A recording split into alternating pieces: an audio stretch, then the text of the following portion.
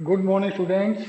तो आज हम पढ़ेंगे physics class 12th chapter 1 part 7। तो आज हम दो चीज़ें पढ़ेंगे। पहली चीज़ जो होगी वो होगी electric field intensity due to a point charge.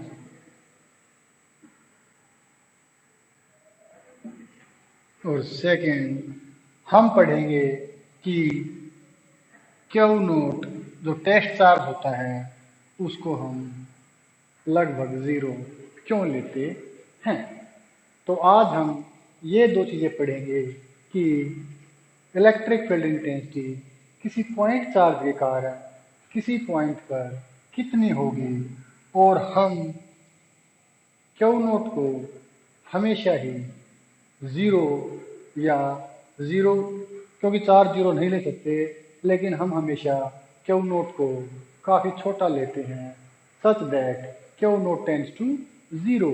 यानी कि जो टेस्ट चार्ज है वो हम जितना संभव हो सके, जितना पॉसिबल हो सके उतना छोटा लेते हैं। और क्यों लेते हैं हम पहले इसी बात पर डिस्कस करेंगे।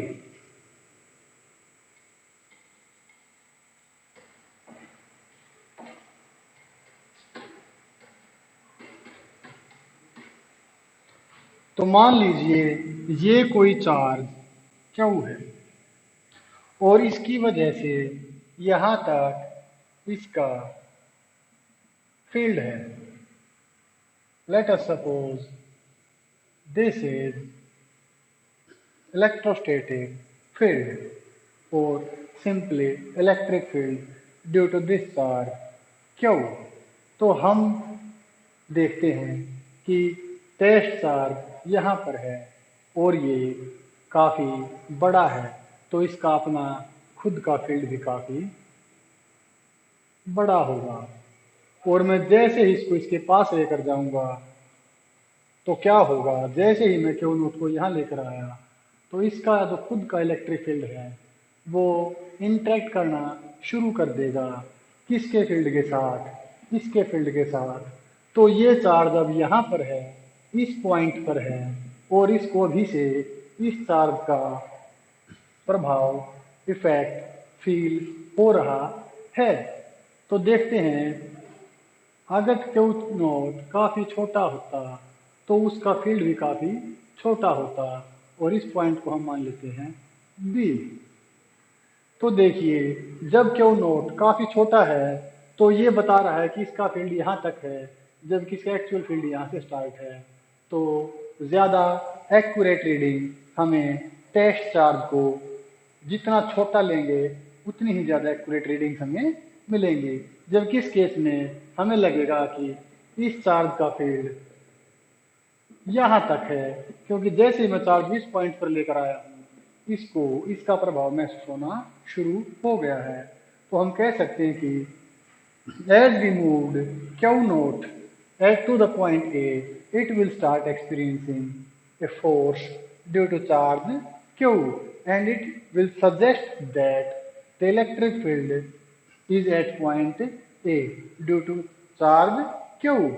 But actually, at this point, there is no electric field due to this charge.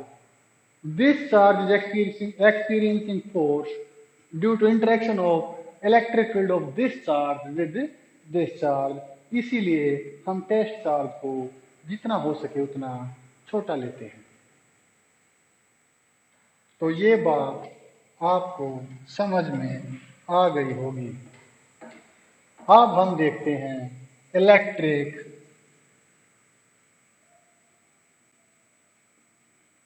Field intensity due two point charge.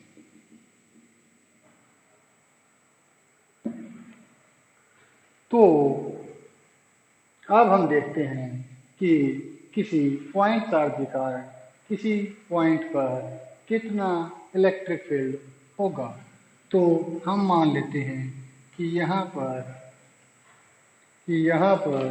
एक चार्ज Q है।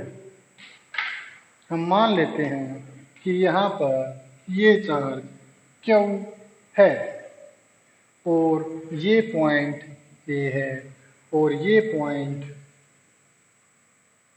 B है और ये दूरी हम R मान लेते हैं और टेस्ट ये पॉजिटिव है और यहाँ पर Q नॉट है। और बाय डिफ़ॉल्ट एक बात हमें हमेशा अपने माइंड में रखनी चाहिए कि टेस्ट चार्ज हम पॉजिटिव भी ले सकते हैं, नेगेटिव भी ले सकते हैं, लेकिन बाय डिफ़ॉल्ट अपने कन्वीनियंस के लिए हम टेस्ट चार्ज पॉजिटिव ही लेते हैं, पॉजिटिव ही लेते हैं। तो अब हम इस पर कूलम लॉ अप्लाई करते हैं। तो कूलम लॉ अप्लाई करते हैं और इस पर फोर्स निकालते हैं। तो कितनी फोर्स होगी? तो हम देखते हैं कि 1 by according to Coulomb law 4 pi epsilon naught q naught by r square. और अब लिखेंगे direction along A B, A to B, along A to B, क्योंकि दोनों ही पॉजिटिव चार्ज हैं तो ये चार्ज इस चार्ज को इस तरफ रिपेल करेगा। तो डायरेक्शन होगी along A B, along A B. तो ये है electrostatic force due to a point charge. और जैसा हमने पहले पढ़ा है कि इलेक्ट्रिक फील्ड इंटेंसिटी होती है F बाई क्यू नॉट। तो अगर हम इसको इक्वेशन 1 मान लें तो इक्वेशन 2 क्या होगी? E is equal to F by q naught. तो जैसे ही हम इसको क्यू नॉट से डिवाइड करेंगे तो क्या आएगा? 1 by 4 pi epsilon naught Q by R square along A B. तो अब हमने बिल्कुल आराम से इसको कैलकुलेट कर लिया है कि किसी पॉइंट चार्ज के कारण किसी पॉइंट पर कितनी इलेक्ट्रिक फील्ड इंटेंसिटी होगी। और इसको निकालने का बड़ा सिंपल तरीका है कि हम एक चार्ज मानते हैं Q, हम एक टेस्ट चार्ज मानते हैं Q नॉट, इनके बीच में कोई दूरी है R। तो फिर हम इसके ऊपर कूलम लॉ अप्लाई करते हैं। तो coulomb law Q1 Q2 by R square. और हमने फोर्स को कैलकुलेट कर लिया है। तो उसके बाद हमें पता है कि E is equal to F by q naught. तो E is equal to F by q naught. तो क्यू नॉट कैंसिल हो जाएगा and this is the final result. Thank you. आज के लिए आपका इतना काफ़ी है, बाकी हम कल डिस्कस करेंगे।